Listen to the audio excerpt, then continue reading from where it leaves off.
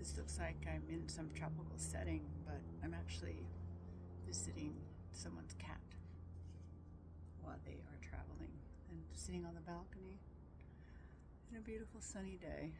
And I wanted to talk a little bit about something that irks me in the religious movements, be it Christian or New Age. When people sell me their success stories, because I'm in touch with God, or I'm a light worker, and that's why, everything's working out in my life. And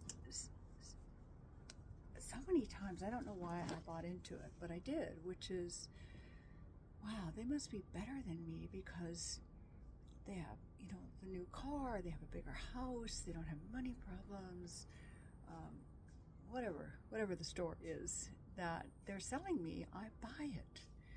And I was raised, in an atheist family, so I don't have that kind of religious programming that, if you are really good to Jesus, everything works out in your life. But somehow I still buy into, or bought into, I still do once in a while, the culture of, here's the proof of my success. But, if we look at Jesus or Buddha, they didn't look successful at the time they were being who they are before their reputation, their story was published. I remember I was with somebody who was talking to me about her ability to manifest money. And one example she gave was that she needed to redo her driveway, and her mother gave her $15,000. And the woman's like, 40, 45 years old, and has a career, makes money, etc. And I wanted to say, how is it manifesting money as opposed to you ask your mom for money and she gave it to you and she had the money to give to you and you took it?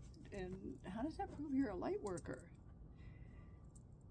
So what I have found kind of across the board is that every New Agey person I've ever met, somebody who worked with Yogi Bhajan, somebody else who's I met kind of through horse work, but considers herself sort of, spiritual, etc.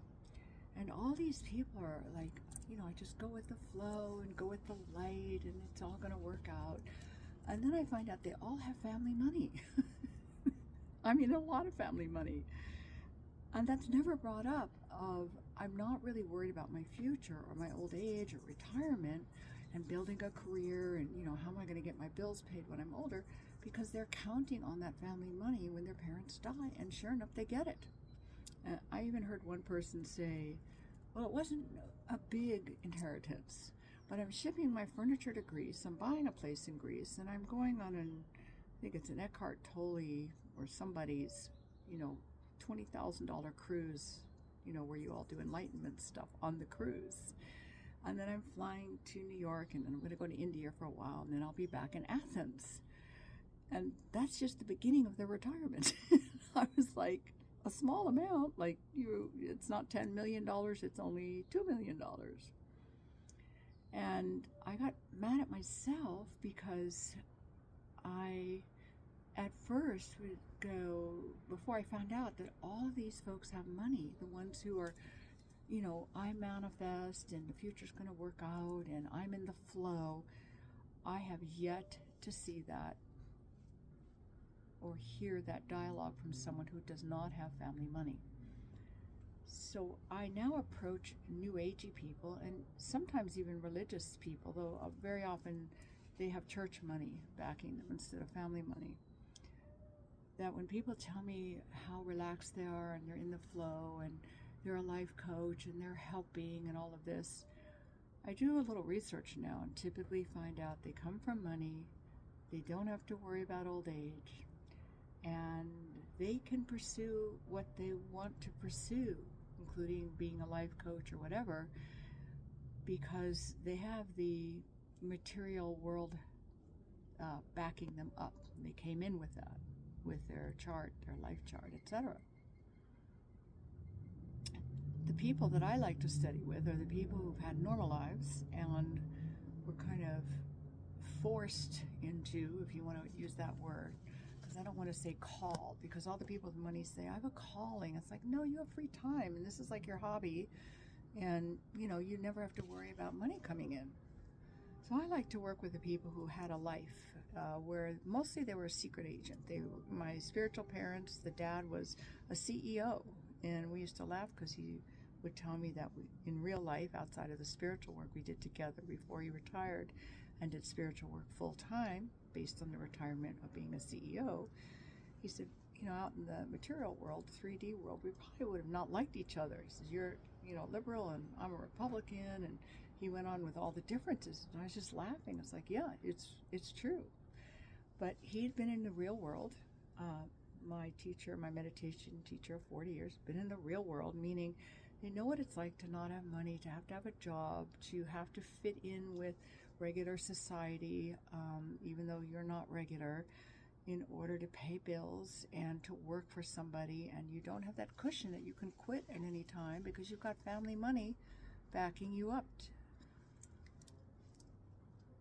And it is a kind of gaslighting, you know, in the New Age industry especially, of here's the proof that I'm successful is I can relax. But they don't say I can relax because mommy and daddy have money and I know I'm going to get it, and if I get in a tight spot, they're going to bail me out.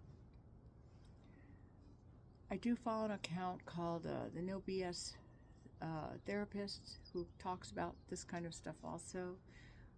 There's another one, I can't remember the name of it, but she comes out of the MLM nonsense, and she's always exposing what's behind the stories.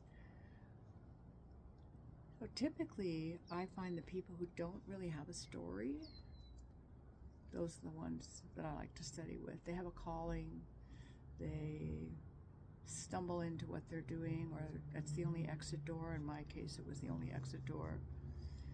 But when they have a really cool story, I have to say, I'm suspicious.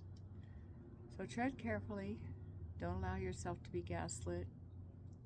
Somebody tells you how amazing their life is, I'd wait and see who's backing them up. And in the meantime, doing our journey while having to participate in society has a lot of validity. Hanging a shingle out to be a shaman and all of that, I'm a little suspicious of that. I'm sorry. I just am in this particular era. Now, before all the, you know, big New Age stuff, you know, the shamans I met and the medicine people I met, they didn't have money, they didn't have a crew, they didn't advertise, and they had real life problems to handle. So, those are the folks I like to work with. See you soon. Believe in yourself, question stories, and talk to you later.